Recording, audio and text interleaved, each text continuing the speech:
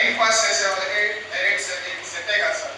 Open time pass అయితే చేయబడండి. ఒక plan చేరేటప్పుడు ఈరోజు